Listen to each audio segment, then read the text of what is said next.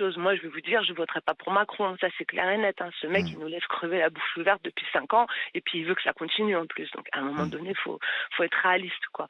Voilà. Mais la réalité, c'est celle-ci. C'est pour ça que quand j'entends des gens qui vous disent, moi, j'ai 4 000 €, oh là là, je vis mal. Mais moi, si j'avais 4 000 €, je peux vous dire que je vivrais rien. Parce que moi, avec 1 000 €, j'arrive à finir mon mois, encore une fois.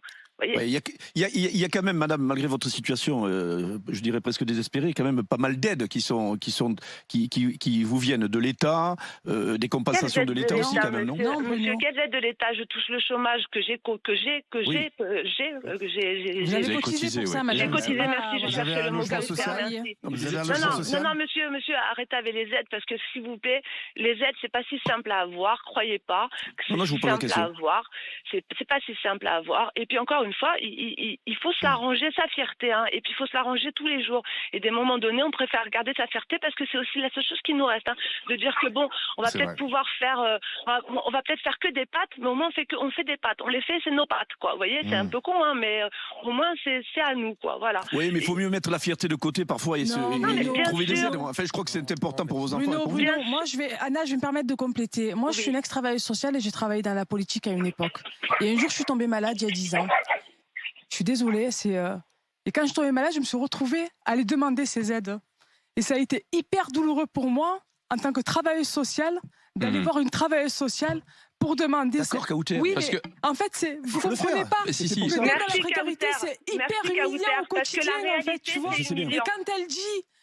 je peux pas payer ça à mon enfant et tout. Moi, ça fait écho en moi. Et non, autour de la table, on n'a pas tous des bons salaires, mon cher Bruno, tu vois. Et on peut être ici et continuer à galérer au quotidien, à pas pouvoir payer ses factures, à pas pouvoir payer ses factures d'énergie, etc. Et l'humiliation, les gens qui gagnent bien leur vie, et l'humiliation que les précaires qui travaillent pas subissent dans notre pays, ça crée un clivage, tu vois, qui est inédit et qui est hyper dangereux pour la communauté de citoyens que nous sommes. Et il faut arrêter d'humilier des gens au quotidien et il faut arrêter de dire que la France est pleine d'aides. Comme elle a dit cette dame, et comme c'est le cas pour mon enfant aussi, cette dame, elle mange une fois par jour. Moi, je fais qu'un repas par jour avec mon fils, le soir. La journée, je mange pas, je bois des cafés aussi. Et c'est pas nouveau, tu vois, malheureusement. Et ça, putain, merci. C'est hyper difficile, quoi. Il faut arrêter d'humilier les gens. On vit pas d'aide, j'ai pas de dents. Oui, mais t'en as besoin quand même. Oui, mais j'en ai besoin, mais c'est hyper, méga humiliant d'aller tous les jours, de faire à la queue, qu'on te reconnaisse déjà, parce que moi je suis une travailleuse sociale, je suis une femme engagée, et même quand on te reconnaît pas, d'arriver et dire, ah madame, tu sais, un jour je tombe dans le coma. Pour manger. Exactement, et j'avais plus rien à manger. Je sors du coma, je suis restée 3 semaines dans le coma. Je vais au resto du cœur, on me dit, ah madame, vous avez passé la date d'inscription. J'ai dit, pardon? J'étais dans le coma, regardez. Il m'a dit, ah oui, mais là, vous êtes hors délai.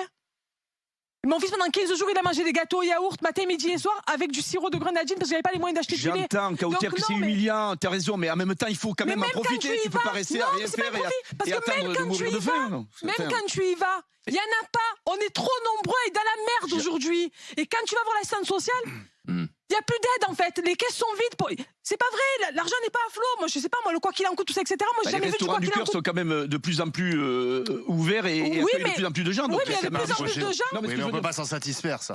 J'entends bien. Pardon, Bruno, tu as raison. Mais quand même, le constat que chaque année, il y a de plus en plus de monde chez les Restos du Cœur est un constat d'échec. Et quand tu as 100 paniers pour 100 familles, quand il y en a 150, il y en a 50 qui sont pas reçus. Je suis d'accord avec toi. Voilà, c'est ça la réalité.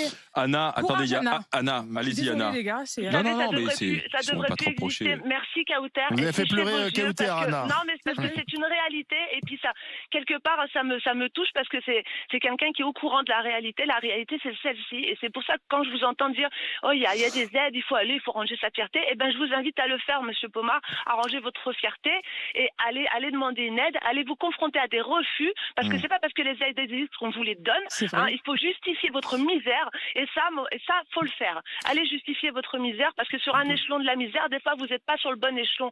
Il y a toujours pire que vous.